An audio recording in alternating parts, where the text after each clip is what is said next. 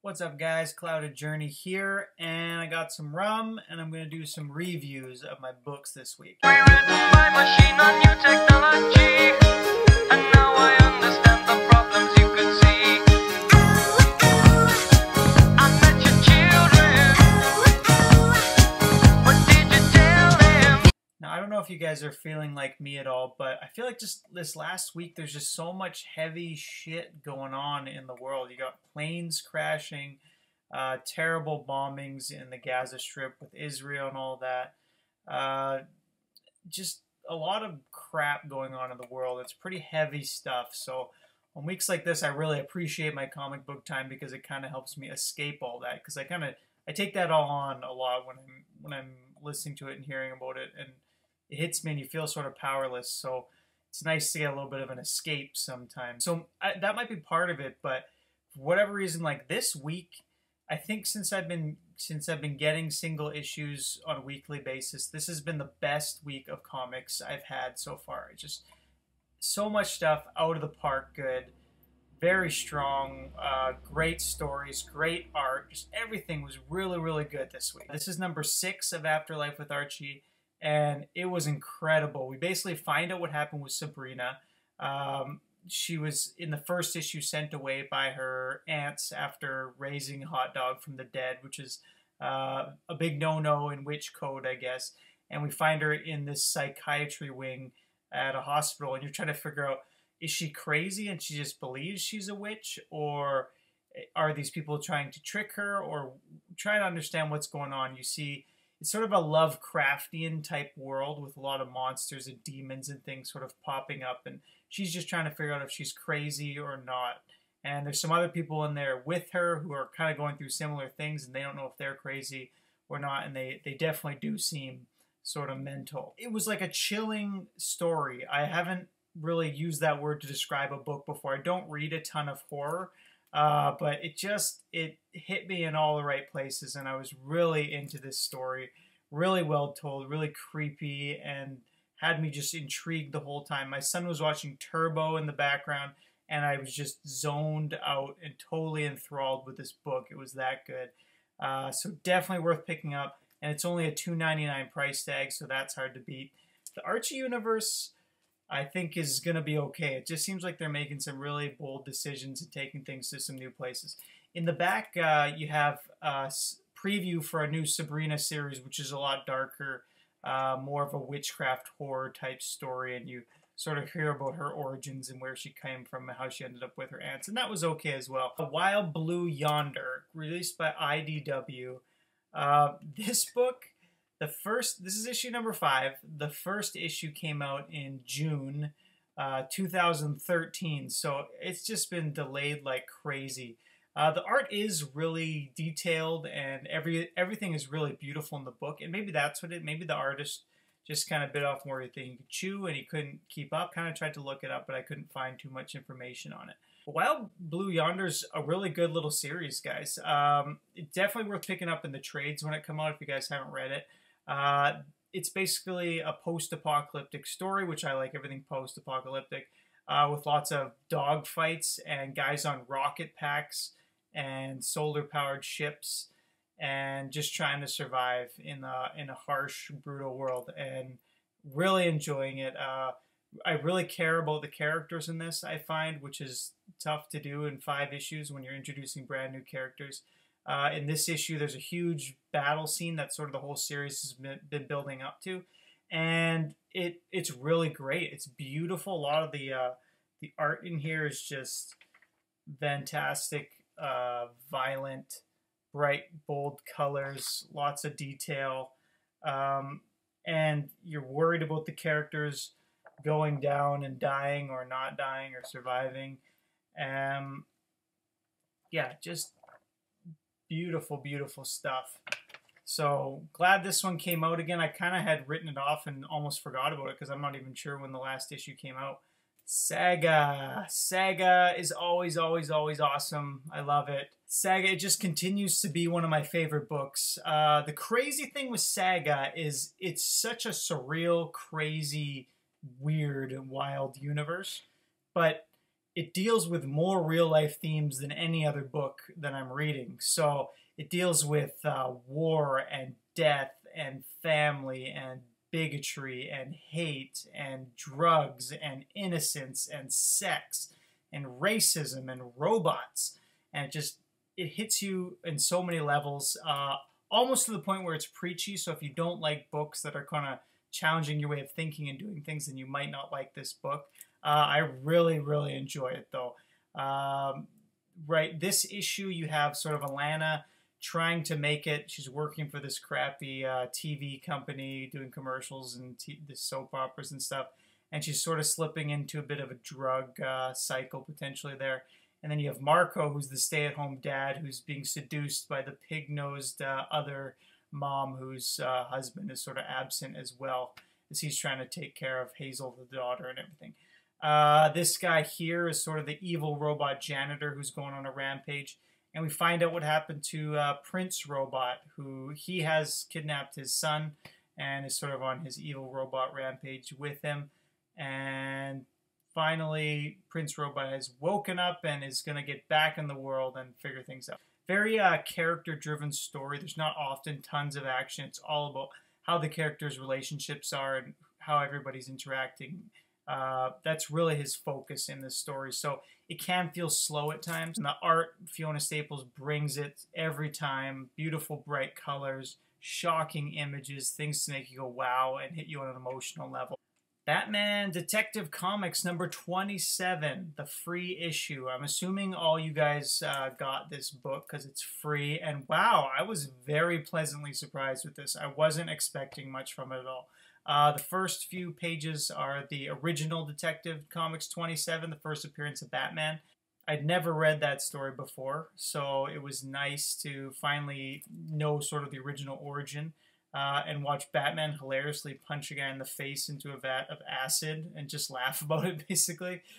So that's been a bit of a change, as I guess future writers have discussed Batman's no-killing rule and all that.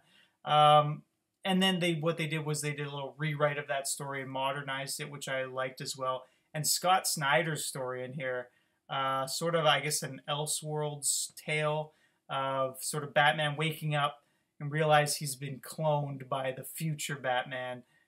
Oh man, it was just, I wanted to see more of that. It was so good. Beautiful art and everything. Beautiful seeing this weird futuristic world. Instead of a big dinosaur, he's got like a giant robotic shark hanging in the future Batcave and stuff. Just awesome stuff. And for free, you cannot beat it. Daredevil number 6. I'm not reading the original Sin, but they do a good job. It sort of explained what's happened, I guess, as the Watcher's eye exploded and revealed some dark secret to every character, which is going to profoundly challenge them. I thought that was a really genius concept by Marvel to really create some potentially interesting stories with these characters. So Daredevil learns a harsh truth about his father, and he's obviously a huge hero in Daredevil's life. He looked up to him so much. He idolizes him. He's the greatest man in his life. And like all sons, I think, somewhat look up to their fathers and idolize their fathers. And Daredevil's dad died heroically. And so to hear something really negative and realize the truth that is something negative about his own father is just detrimental to him. But the story really focuses around his mother, who he's realized, I guess in previous stories, has been around. And she's just an awesome nun. One thing I love, religious figures often get really vilified these days, I find. Like, they're always like the evil priest or the evil pastor or whatever. But in this, you see these like hardcore nuns going up against these this big corporation that's creating illegal weapons and things like that with the help of Wakanda, which kind of gets connected in there. And really awesome. Just interesting characters, you know, takes them to different places than sort of the obvious stereotypes. And one thing I really want to show off is the 2-page spread in this issue.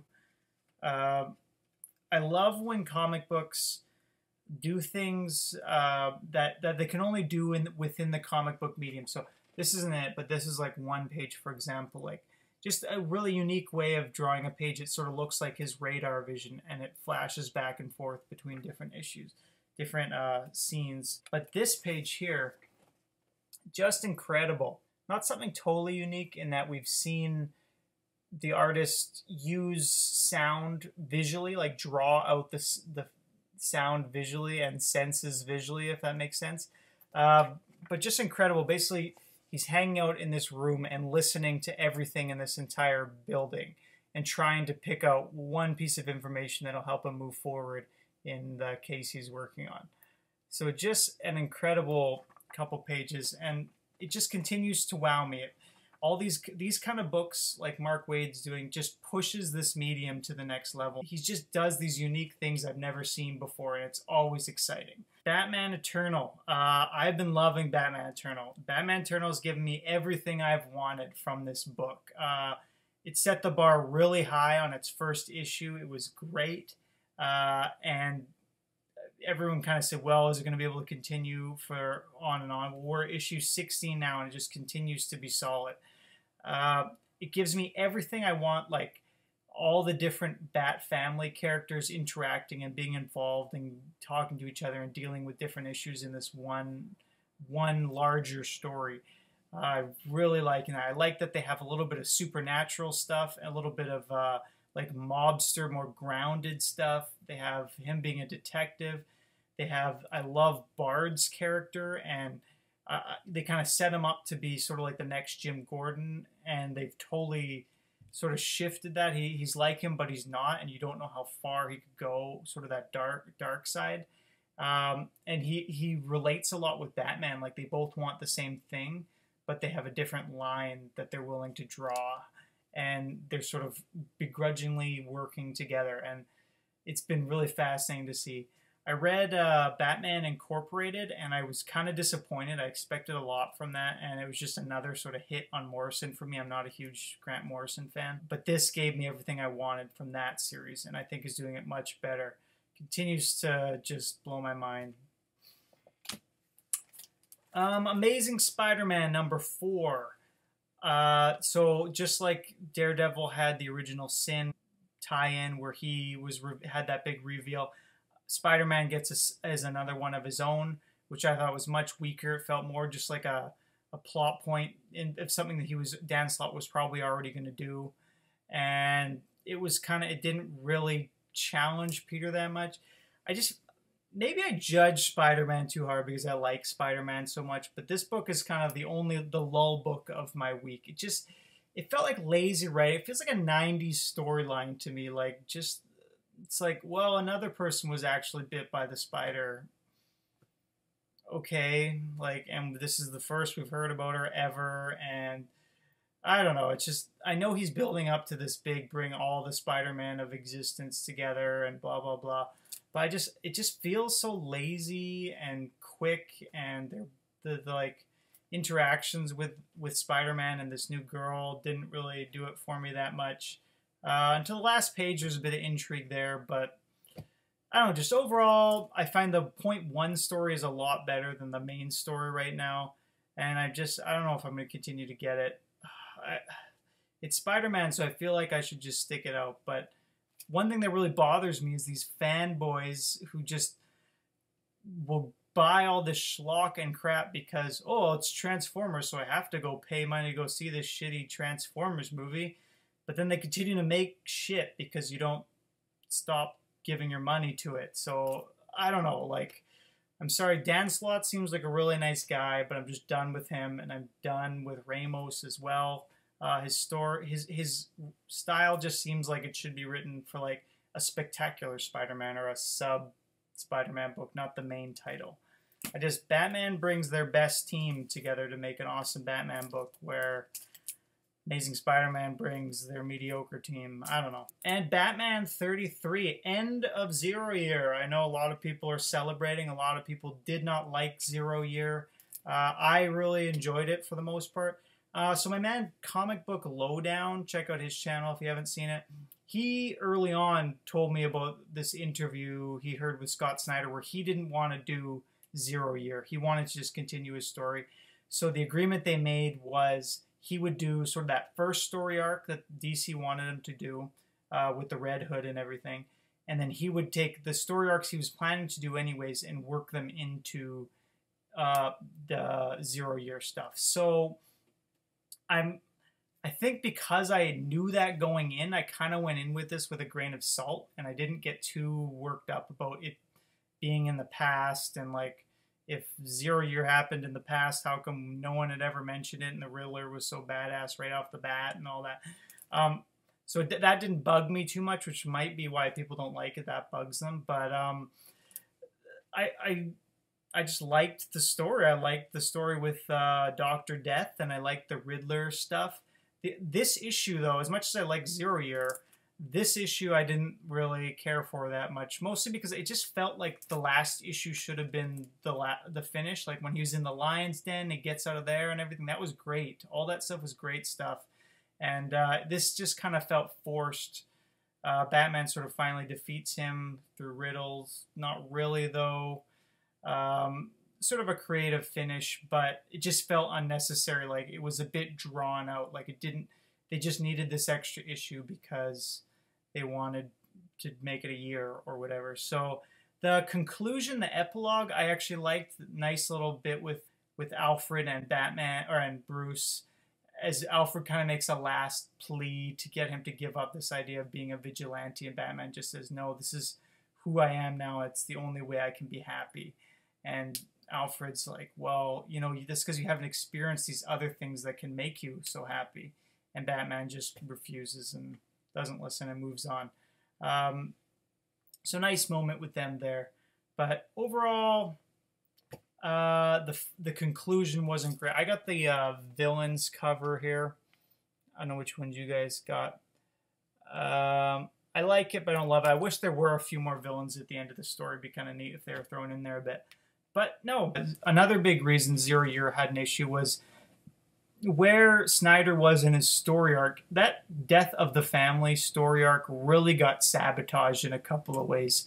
One, Grant Morrison killed off Damian, which screwed everything up because that was where the focus was shifted. I actually don't even think that Batman Incorporated should have been included in continuity. It should have been its own continuity because it just doesn't fit into everything else that was happening in the other stories. I know that's just comics, but when Damian died, the issue after Death of the Family, where everyone was expecting a death and it never came, then you lose the whole impact, because the whole idea of Death of the family was broken. The family itself died because of how the Joker manipulated everything, and no one trusted Batman or Bruce anymore.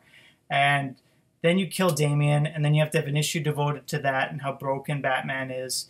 And then you go into 0 Year after that, and you just don't get to deal with the fallout of that Death of the Family story, which I think really hurts it, because you just can't see everything that came out. So now we've had all this, and now we're into Batman Eternal. So it'll be interesting to see where Scott Snyder goes following the 0 Year stuff. Hopefully it's continues to be good, because I really like Scott Snyder. Although I am getting a lot of Batman with him, with Batman Eternal as well as this. So maybe it'd be neat to get a new writer on Batman. I don't know. I doubt he'll give it up, though. All right, guys. So that's it for comics this week. Cheers to you all, and thanks for watching. Peace.